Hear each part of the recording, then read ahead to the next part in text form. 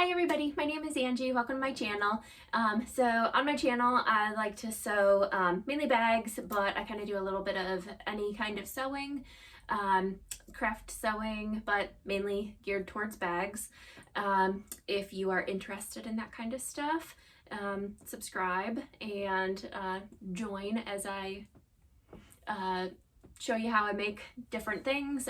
Sometimes I just kind of wing it. Sometimes I use a sewing pattern, whether it's a free pattern or one that you would buy. Sometimes my own patterns. I do write some patterns too.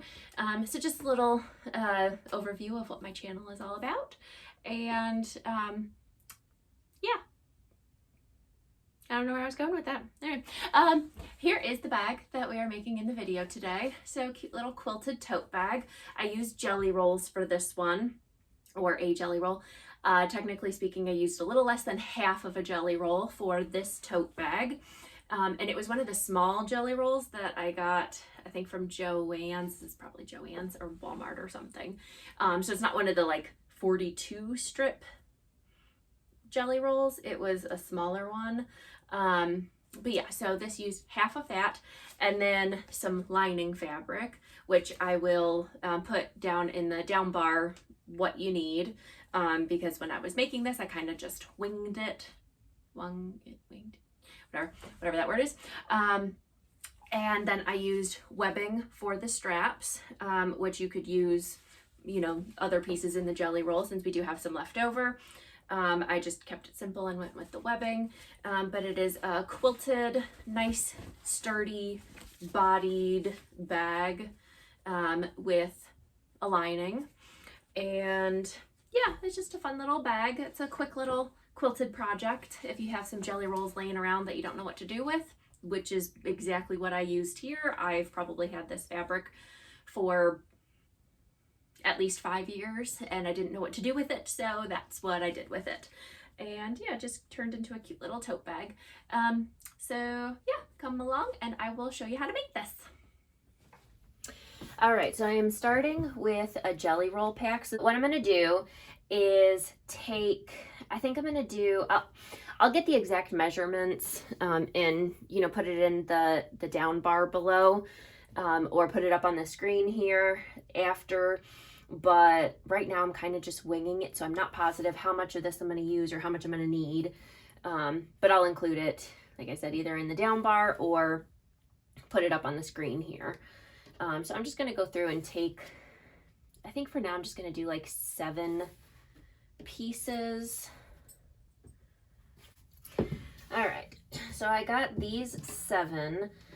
And in theory, that would make my bag. So if I am doing vertical lines on my scrappy little bag, these are 2.5 inch. If I use a 1/4 inch seam allowance, that would make these 2 inches times 7. So this would make the bag 14 inches tall. I think that's a good little tote bag. 14. You know what, let's do one more. Grab one more out of here. Maybe this one? Sure. All right. So that would make this a 16 inch tall bag. I think that's good for a tote bag. Yeah. So what I'm going to do is basically just line these up, and the whole way across I'm going to start sewing them together. You know, put them in order that you want your stripies to be. I think this is a decent, yeah, I'm not going to overthink it. I always overthink it.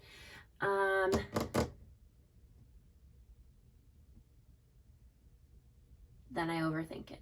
No, yeah, this is fine. Okay, I'm not going to overthink it. I'm just going to start laying these out.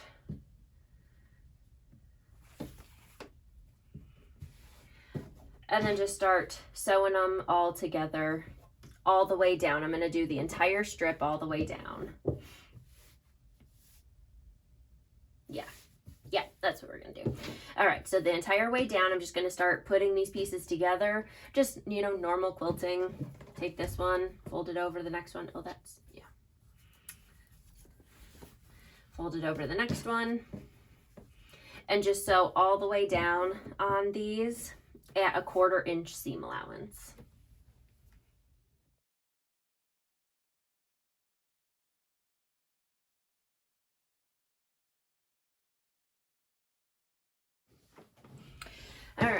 I got all of those. I'm not gonna be able to spread them all out completely, but this one was back here.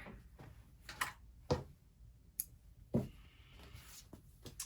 then this one, and then this one. All right, and I'm gonna press it all at the end, I think. No, I lied. I'm gonna go ahead and take these over to the iron, and there's not gonna be any like intersecting seams necessarily on this. I'm not gonna be having to nest any seams or anything like that because I'm just doing like straight across. So I am just gonna press these seams open just so that it doesn't make for a bulky spot. You know, yeah, you can do whatever you want, but I'm going to go ahead and press this open, all of these seams all the way down. All right, so I got all of those pressed flat, and then I'm just going to go ahead and lay it out again. Okay, and then again, we're just going to go ahead and fold down on both of these. Sew across, press the seam open, and then connect these two pieces. Again, same thing, so that we have one big long piece.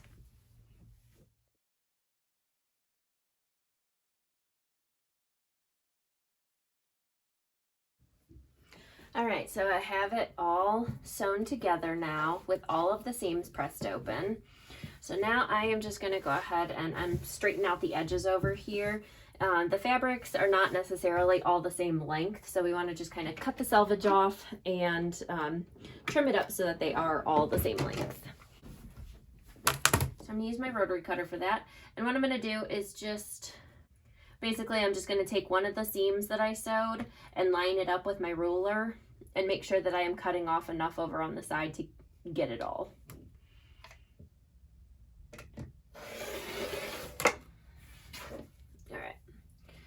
And then we'll do the same thing on the other side.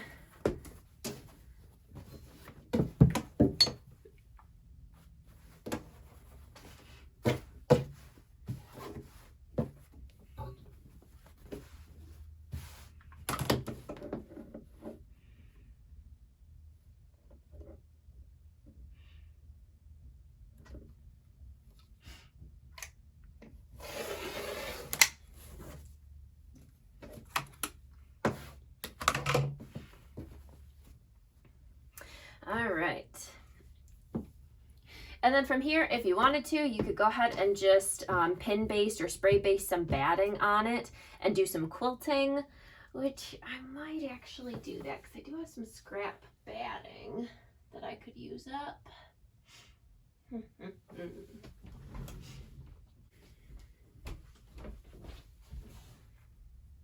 Okay, well that's kind of perfect. Okay, so I have this scrap batting here that is basically exactly the size that I need. So actually I am going to do that. I wasn't planning on that, but just kind of worked out. All right, I need to spread out. All right, so I'm going to take my batting that I have, lay that out.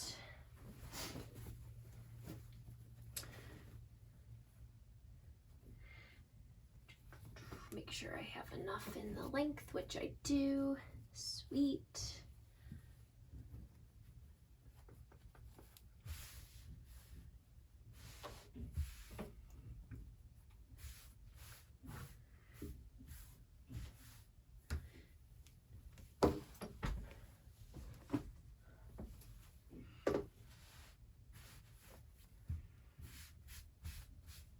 So again, you can pin base this if you want. I'm gonna get my spray based and just keep it simple and spray base this.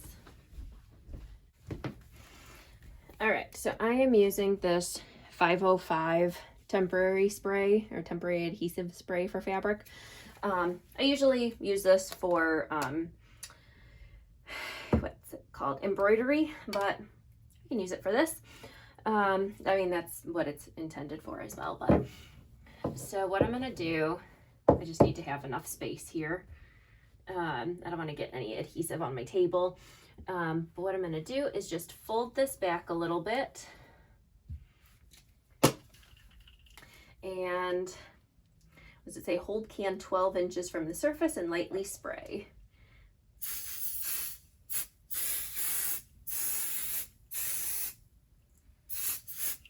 And I've been told that you never want to spray it on your fabric. You always want to be spraying it on your batting. I don't know why, but... And then I am going to take it and just press it down like that.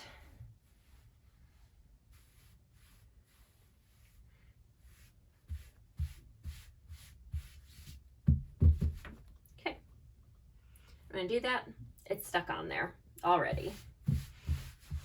All right, so then we're gonna do the same thing over on the other side. I'm gonna pull it back until I get to here. That's where it stops sticking. So apparently I didn't do a huge spot. All right, so I'm not gonna do this whole thing. I'm just gonna do little spots.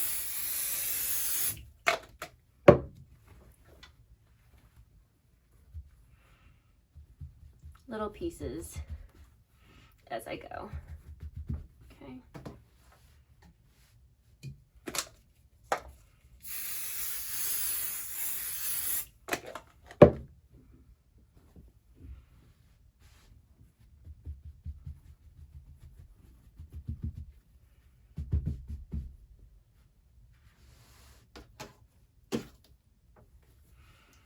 I don't know how far my spray went. Just put it all the way down and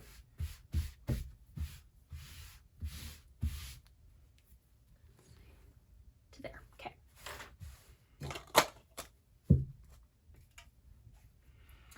And I don't want to go past, I can see my cutting mat. I don't want to go past that line. You want to make sure that you're not getting the spray-based adhesive spray on any surface that you don't intend to, because it is very, very difficult to get it off.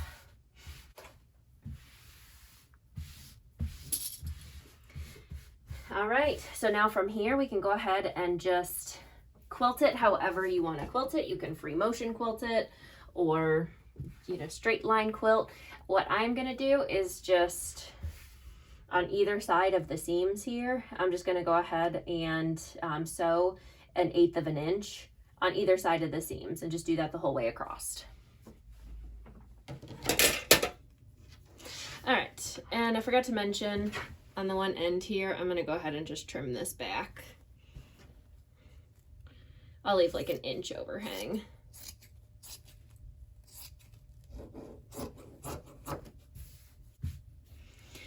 All right, and then from here I am, like I said, I do have my walking foot on, and like I said, I'm just gonna go ahead and do like 1/8 of an inch over, which is hard to gauge seam allowances on something like this, so I'm just kind of picking a line on my walking foot here, and I will keep my seam right on the line of one of these, whether that's the foot, like the feed dogs on the top, or something. Just pick something and kind of stick with it. That's what I'm doing, at least.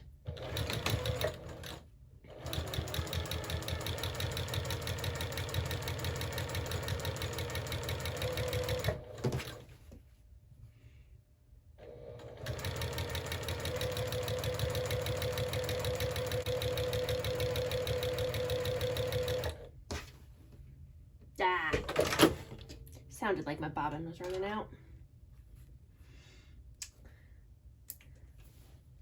All right, so bobbin ran out on my quilting, top stitching, but I don't have anything back here. So what I'm gonna do is pull at my bobbin thread a little bit, which is hard to do with the batting getting in there. Just enough to give you a little bit of a tail.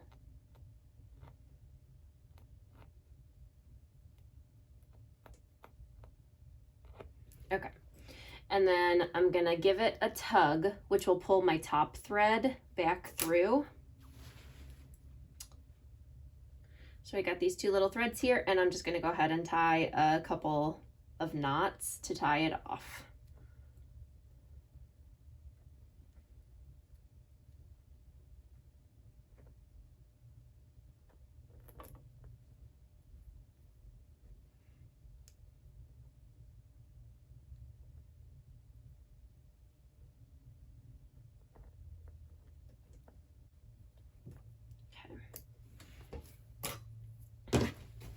All right.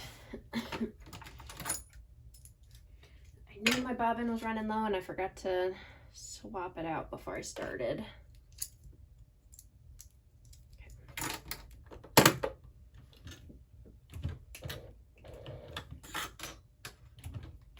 Okay, got some nice long thread tails there.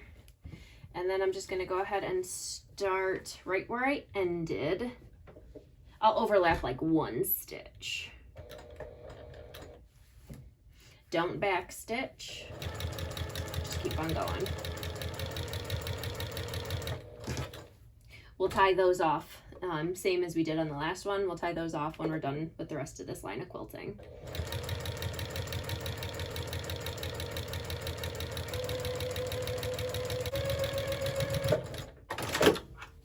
All right, so let's go back to the spot here.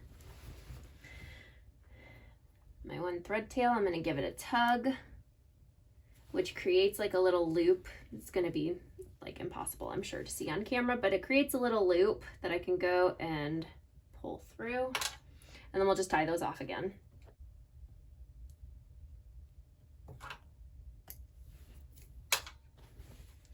All right, and it makes for a pretty seamless transition. I know that I overlapped, and I honestly, oh, there it is. Yeah, I mean, it took me a minute and I knew that it was there to find that. So it's a nice way to hide your threads when you run out of bobbin. So I went ahead and sewed like 1/8 of an inch over on this side. So I'm going to go ahead and do the same over on this side and just keep going all the way down.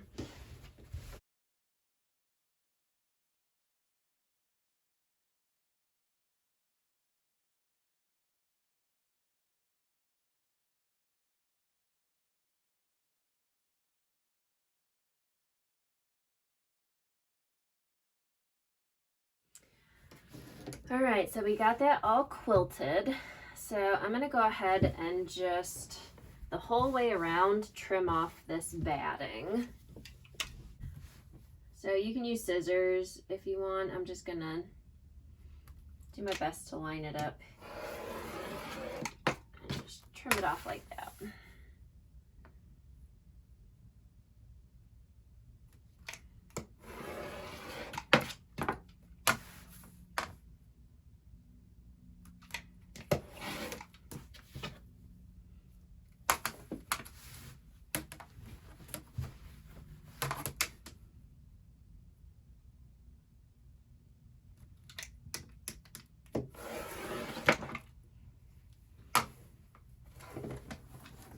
Oh, and I forgot to mention, but I did also stitch on the outer edge of both sides, just to, you know, hold the edge or the side pieces like that in place.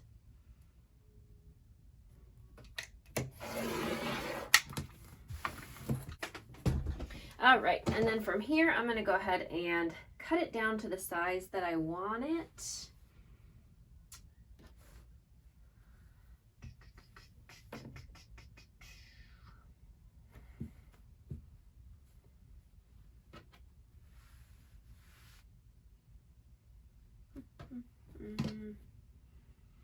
And this side isn't connected down over here, but I think I'm gonna box the corners and I'll just make this the bottom that I trim off. And then that will be, no, I should trim that side off because that is not gonna be in the seam allowance.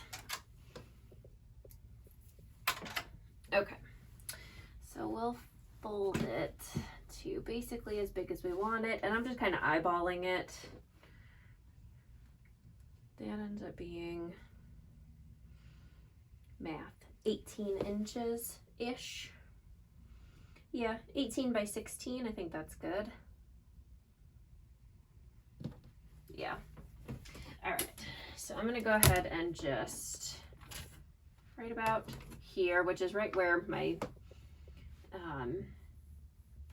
what's this called? Batting cuts off. So that kind of works out.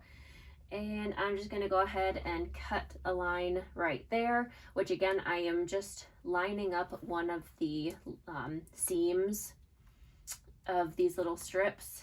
I'm just lining that up with a line on my ruler and then cutting.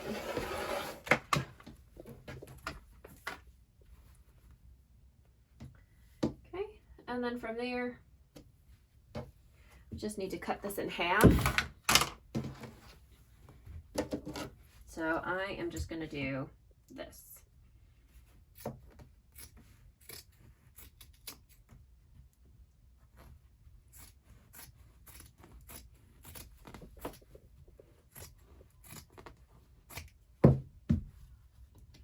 Good enough. All right, we have just a little piece of leftover here, which maybe I'll try and figure out something to do with that.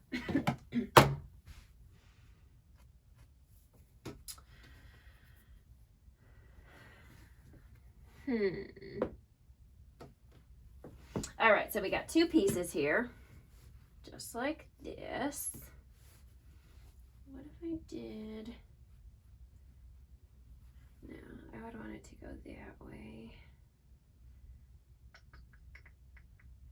If you really wanted to, I don't think I'm going to, just to keep it simple, but if you really wanted to, one thing that you could do is take this little piece here and turn this into a little, you know, maybe trim it down a little bit, but you could turn this into a slip pocket on the exterior. So that's one thing that you could do with your scraps here. Just so, like, lining to the outside of it, and then center it and sew it on. I think that would be a fun little idea. I need lining. Oh yeah, right here. Okay, I did get it out. Okay, so now we need lining fabric, which I was waiting to cut this until I knew what size this was going to end up being. So basically I'm just going to go ahead and take my lining, very big piece here,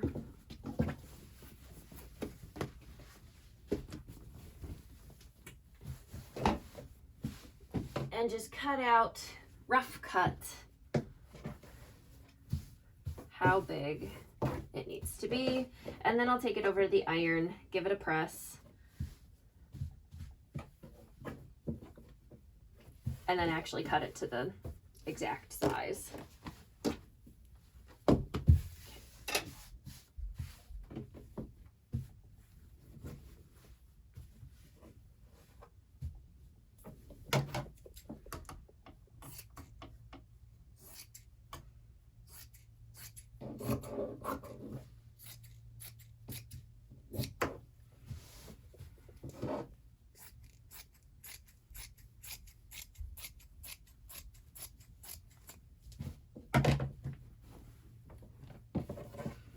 Okay, there's one. And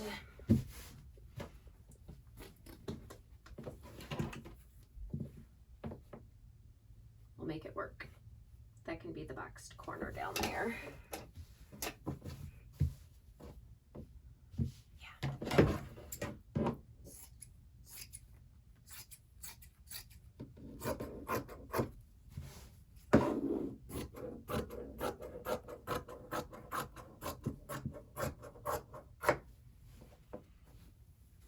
Okay, so I got my two lining pieces. I'm going to go ahead and take these over to the iron and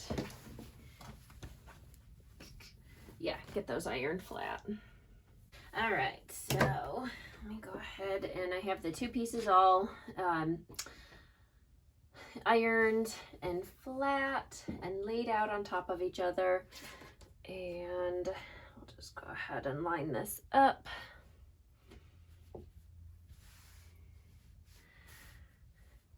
And it looks good. Make sure that, you know, everything is overlapping, so you're cutting both sides or both lining pieces. We'll give this a cut and we'll just trim it all up so that it's all the same size.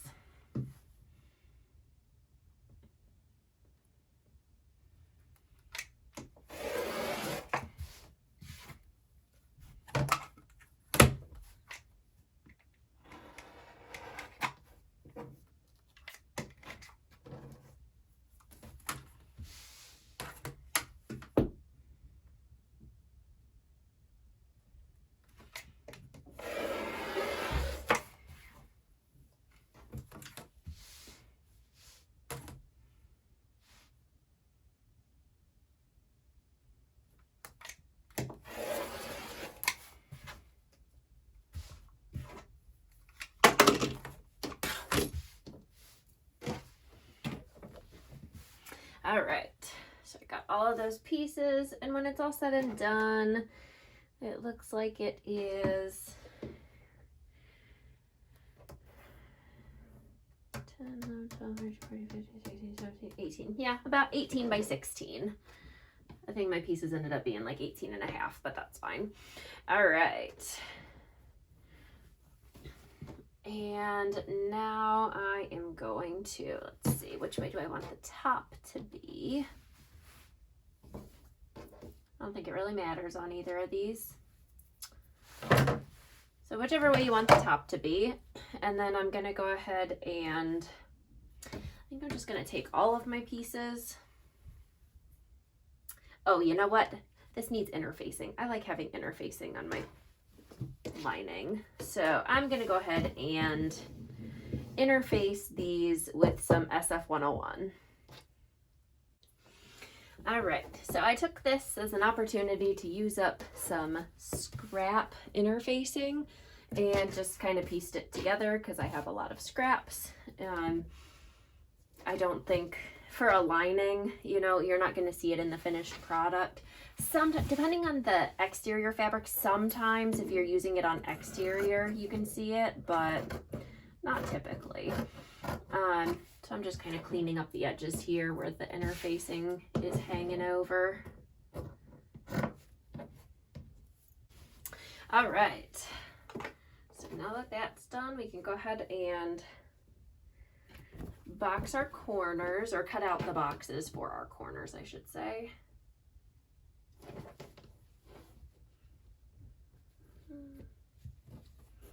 All right, now one of these pieces I know is smaller than the other because the piece that I cut, like the one corner was not aligning, which I knew that was going to be the case.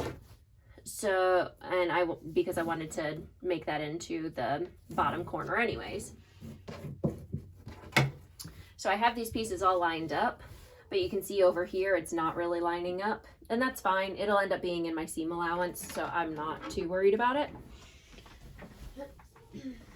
And all I'm gonna do is trace out, I think I'm gonna do a 2-inch boxed bottom. So we'll just trace out, I'm sorry, it would be a 4-inch boxed bottom, so a 2-inch box. And sorry if you can hear my dog barking.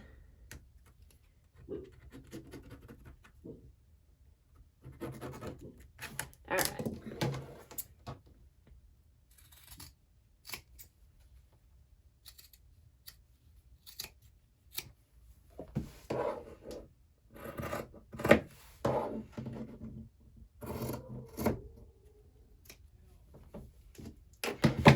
And then we'll go ahead and do the same thing on the other side, or with the exterior.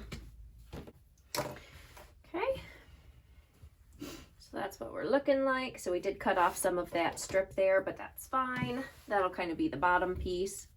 And then we just need to go ahead and connect our straps, which for that I am using webbing just to kind of keep it simple. But you can definitely, you know, use one of your other strips to make it into straps if you'd like. And let's do 18 inches, kind of short. We'll do 36, 16, 24. We'll do these nice long straps. So I'm gonna do like a 20 to 22 inch strap. I think that's what that is. Yeah, I did 22 inches.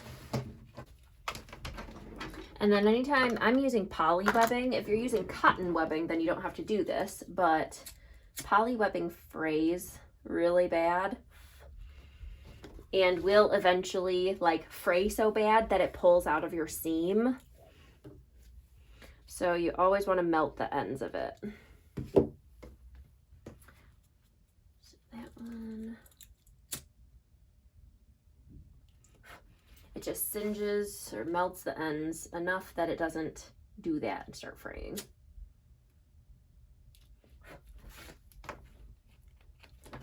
tucked in.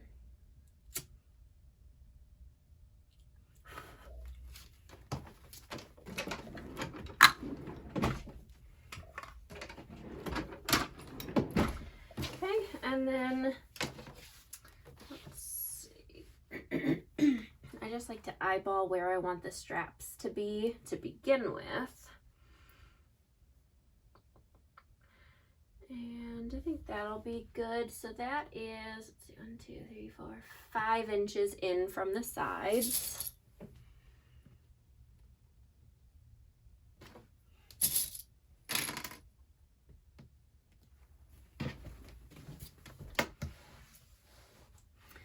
Do 5 inches in, 2, 3, 4, 5 from that side as well.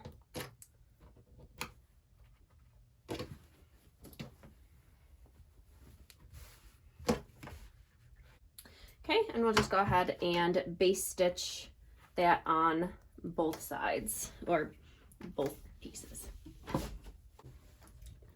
So just 1/8 of an inch from the edge of the strap and the edge of the fabric.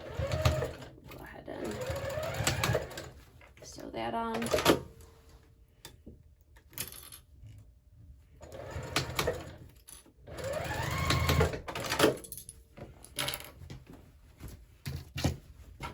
And then same with this side.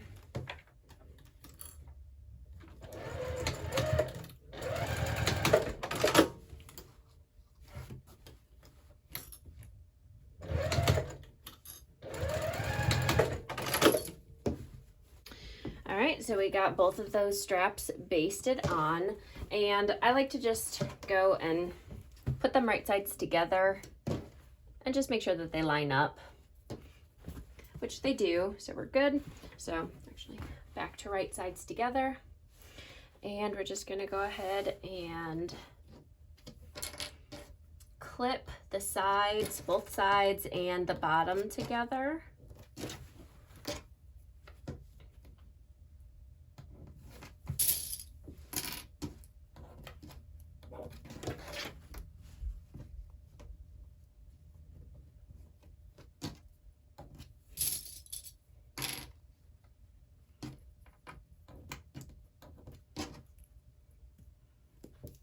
And one thing I didn't think about until I had it all clipped, but I'm just double checking to make sure that my intersections all align. If they don't, it's not, you know, the worst thing, but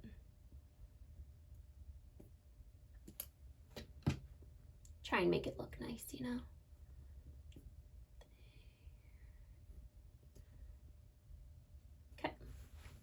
All right, and then I'm gonna go ahead and sew this just using a 1/4 inch seam allowance.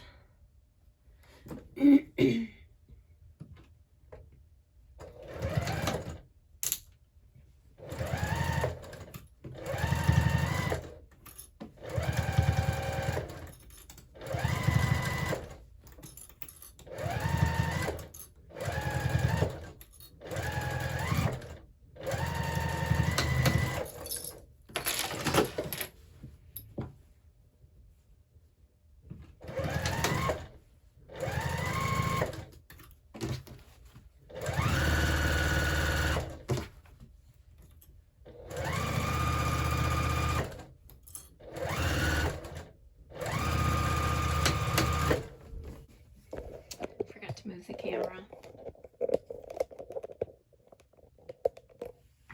so you can actually see what I'm doing.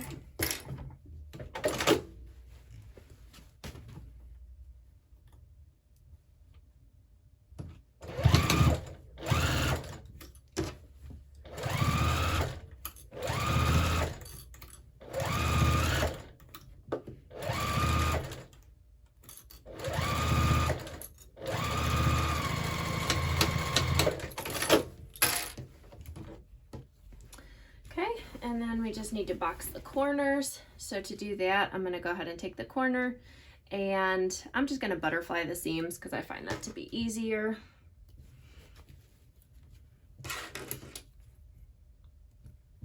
No, that's the wrong, no, I nest the seams. that's what I'm doing. I find it easier to nest the seams. Say the wrong word. Okay. Nest the seams again. So I'm just pushing this one this way and this one this way. Okay. I just kind of wiggle the seam together with my fingers until the two pieces kind of lock in place. And I can feel that, you know, the seams are, I don't know how to explain it, but yeah, you can feel it. And then we'll go ahead and sew that at a 1/4 inch seam allowance.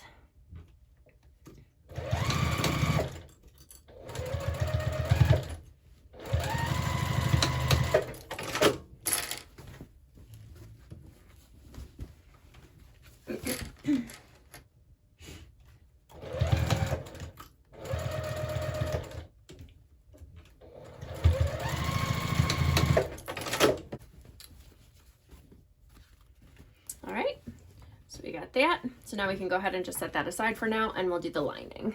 So we're gonna do the exact same thing with the lining, lay them right sides together. Okay, so lay them right sides together and clip on the sides and the bottom.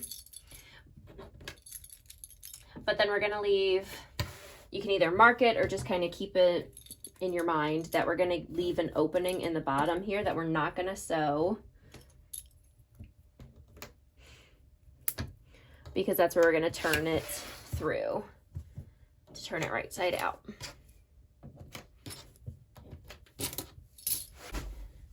All right, and if you've watched any of my videos before, you know it's coming. We're gonna go ahead and start at the same seam allowance that we used for the exterior, so a 1/4 inch.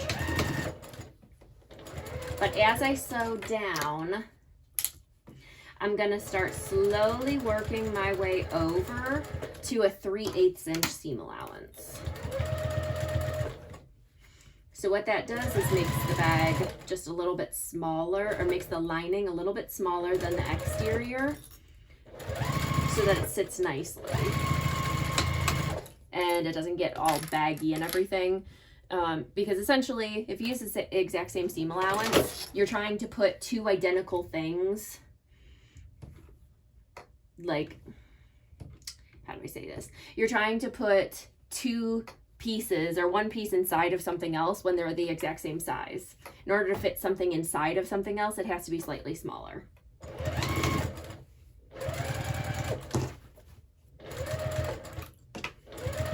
Oops. Back stitch a little bit there, and then we'll jump over. We don't need to leave a huge opening, but we'll jump and probably sew like 4 or 5 inches on either side. Back stitch, and we're sewing the entire bottom at 3/8 inch seam allowance as well. And then coming back up the one side, we're going to start at 3/8 inch seam allowance. And as we're coming up, we're slowly going to work our way back over to a 1/4 inch seam allowance.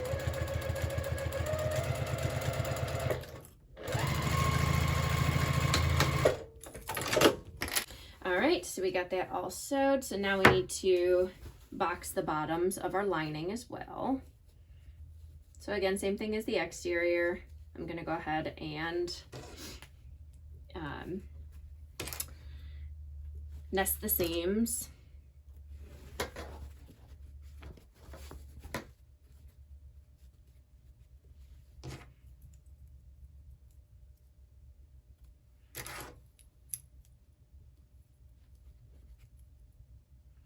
And then we're going to sew these at 3/8 inch seam allowance, so that bigger seam allowance.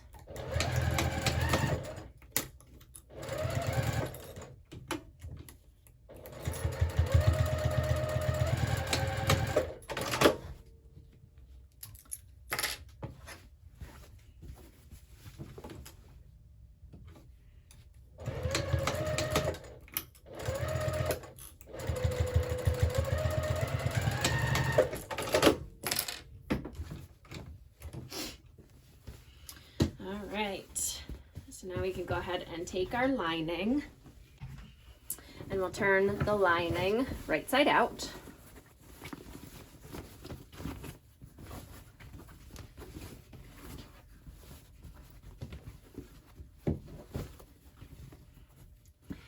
we'll go and insert that into the exterior. Oh, you know what? One thing I didn't do. What I'm going to do is mark the center of all of these pieces.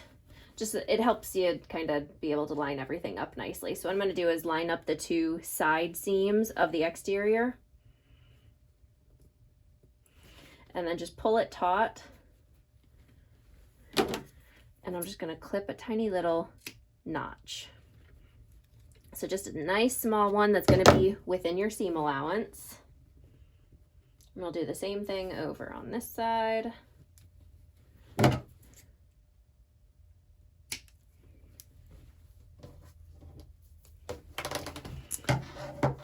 And then same with the lining. Line up the seams.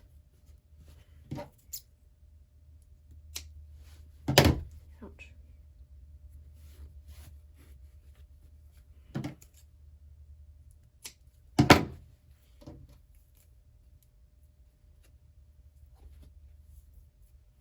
Okay, now we can go ahead and insert the lining into the exterior.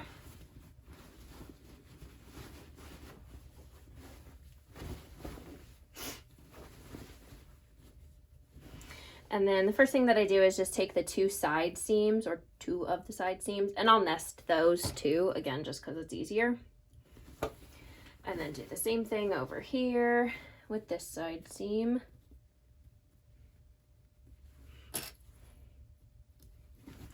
Match up the 2 center marks.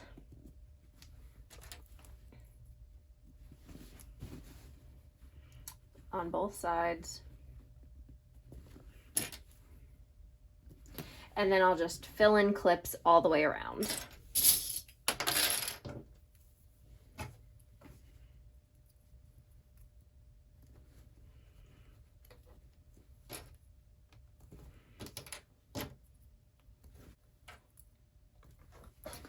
Okay, and then we'll go ahead and sew around the entire top of this at a 1/4 inch seam allowance again.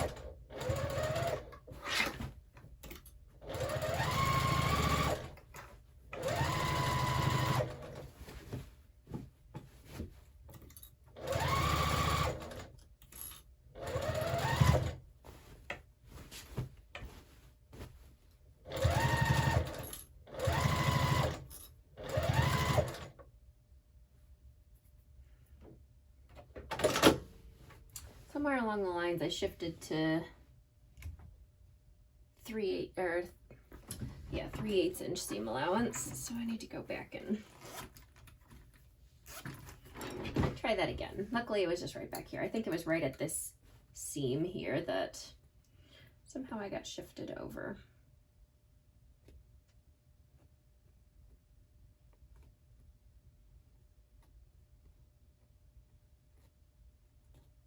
Normally it's easier to just take your seam ripper and like kind of glide through and cut all the threads, but then you have a bunch of little tiny baby threads all over the place right by my top seam. I don't really want to deal with that.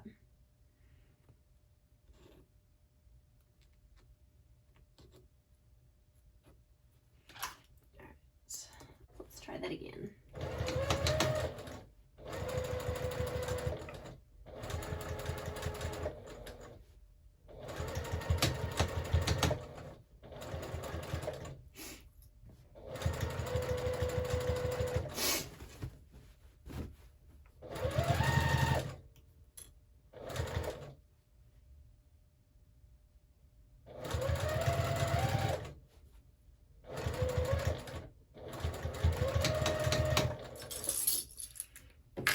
And back stitched at the start or stop or whatever.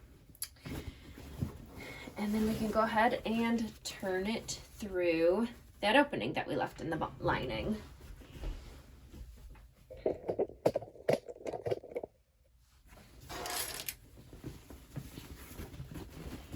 So just go down to the bottom and grab a handful, pull that through.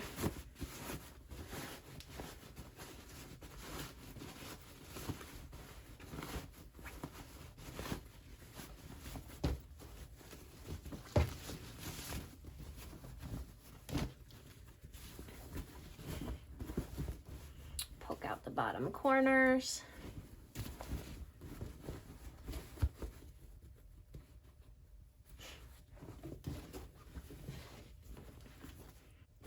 Okay, and then we'll go ahead and we just need to close up this bottom here. So if you stick your fingers in the opening here and give it a tug, it kind of just naturally folds in those pieces or the raw edges.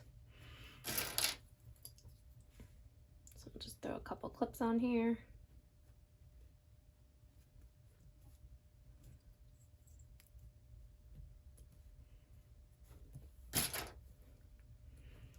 And just 1/8 of an inch from the edge here, we'll go ahead and sew that up.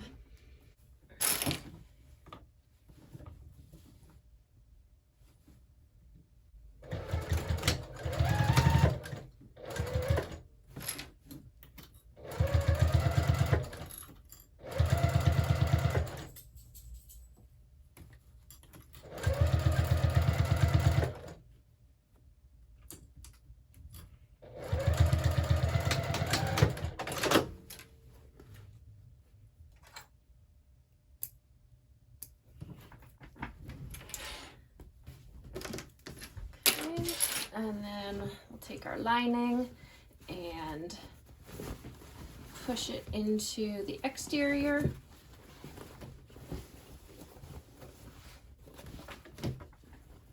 And if you wanted, you could be done at this point, but I am going to go ahead and just do a nice little top stitch along the top here, just 1/8 of an inch from the top of the top seam.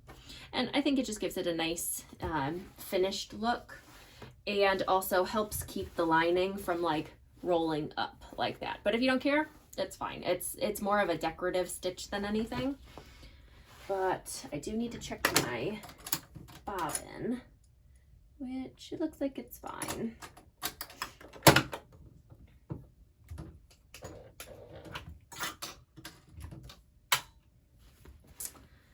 Okay, and I'm going to start over on the side here in a less conspicuous spot. And go back up to like a 3.5 stitch length. And because I have polyester batting in here, I didn't want to iron it, so I'm just kind of rolling the seam between my fingers to try and get a nice crisp seam to top stitch through.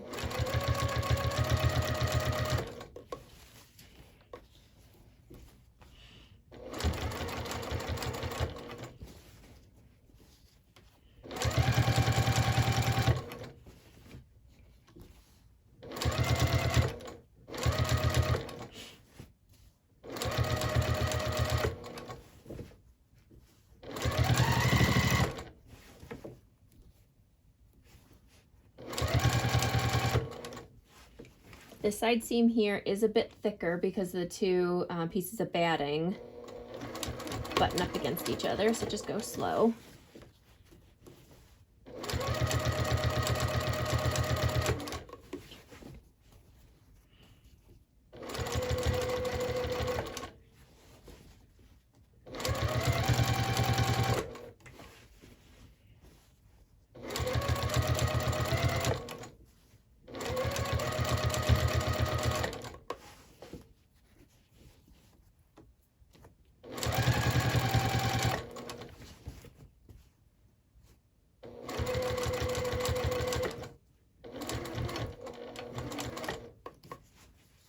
Okay, and I'm back at the beginning, so I'll just back stitch. There we go. We can cut our threads. All right, and there we go, our nice little quilted jelly roll tote bag. You can use fabric scraps for this to get the same effect if you have a bunch of smaller strips of fabric left over. But yeah, just a nice little sturdy tote bag, and it is, I think it's a good size. You could, you know, probably fit a laptop in here. Might not be enough padding for a laptop, but you know, yeah, just a cute little, you can make this into like a beach bag or something. Yeah, possibilities are endless for this. So there we go. So if you enjoyed this video, if you found it helpful, give me a thumbs up and leave a comment down below if you did enjoy it, if you found it helpful, if you have any, you know, fun tips for quilting for other people, and subscribe to stay tuned for other videos. I'll see you next time. Bye.